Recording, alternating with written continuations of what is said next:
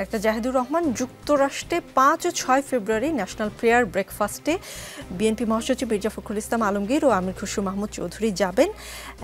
দাওয়াত পেয়েছেন 3 জন, আরেকজন ভারপ্রাপ্ত চেয়ারম্যান তারেক রহমান। যেহেতু বেগম খালেদা জিয়া তার বাসায় এখন চিকিৎসাধীন, তার বদলে জাইমা রহমান, তারেক রহমানের মেয়ে জাইমা রহমান যাচ্ছেন। ডাক্তার জাফরুল্লাহ চৌধুরী বেঁচে থাকতে প্রায়ই একটা কথা বলতেন যে জাইমা এসে বিএনপির হাল ধরুক। তারেক রহমানের প্রতিনিধি হয়ে দাওয়াতে জাইমার যাওয়া কি বিএনপির ভবিষ্যৎ নেতৃত্ব কোন দিকে যাচ্ছে সেটার কোনো ইন্ডিকেশন কিনা? ধন্যবাদ। আমি ডক্টর জাফরুল্লাহর কথা যখন আসলো, মানে আমাদের এই শেখ হাসিনা পতনের পর আমার প্রথম যে কয়েকটা মানুষের নাম মনে এসছে তার মধ্যে একজন ডাক্তার জাফরুল্লাহ।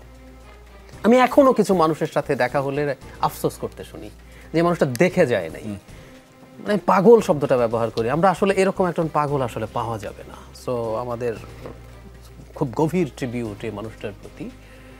হ্যাঁ, উনি বলতেন এবং উনি সব বলা যে সবসময় সঠিক ছিল তাও না। আমরা অনেক কিছুতেই, উনি তো একবার শেখ রেহানাকেও দায়িত্ব শেখ হাসিনাকে সরিয়ে নেওয়ার কথা বলেছিলেন, কিন্তু এই জায়গায় উনি যেটা বলেছিলেন এটা যেহেতু তখন এই ধরনের নানান প্রশ্ন ছিল। আচ্ছা, এখন জাইমা রহমানের এখানে যাওয়াটাকে আমি ওভাবে দেখবো কিনা, আমাদের প্রাথমিক কথাটা হচ্ছে যে আমাদের যেই ধরনের রাজনৈতিক কালচার আমাদের এখানে আছে এবং এই কালচারটা টেস্টেড, এটা বলতে হবে। আমরা কিন্তু এই কালচারের বাইরে গিয়েও দেখেছিলাম, মানে আমাদের যে দুটো পরিবার দুটো বড় দলকে নেতৃত্ব দিচ্ছিল, এর বাইরে যাওয়া হয়েছিল। শেখ মুজিবুর রহমানের মৃত্যুর পর আওয়ামী লীগের ক্ষেত্রে হয়েছিল, বিএনপির ক্ষেত্রে ভাগ হয়ে যেতে দেখলাম।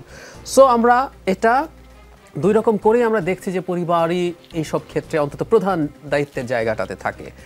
সো আমরা এটা কীভাবে দেখতে পারি এবং এইখানে পাঠানোর মাধ্যমে সেটার এক ধরনের ট্রেনিং। আমরা একটা আলাপ সবসময় করতাম, ধরুন আমরা যখন ইন্দিরা জওহরলাল নেহরুর আলাপ করতাম যে ইন্দিরাকে দীর্ঘ সময় ধরে নেহরু ট্রেন করেছেন, এমন করে যখন জেলে গেছেন চিঠির পর চিঠি লিখে গেছেন, যেটা দিয়ে আসলে কত কি শিখিয়েছেন তার কন্যাকে। ফলে ওই প্রশ্নগুলো আসে না আর ওখানে। ইভেন এখন রাহুল গান্ধী যে আছে, বিজেপি হয়তো তার রাজনীতির জন্য বলে, কিন্তু খুব মোটা দাগে রাহুল রাহুল পলিটিক্যাল স্ট্র্যাটেজি ঠিক মতো নিচ্ছেন কিনা প্রশ্ন আছে, কিন্তু রাহুল গান্ধী জাস্ট একজন উপর থেকে এসে পলিটিক্যাল লিডার হয়ে গেছেন, দলের চিফ হয়ে গেছেন, এই অভিযোগ কিন্তু আসে না।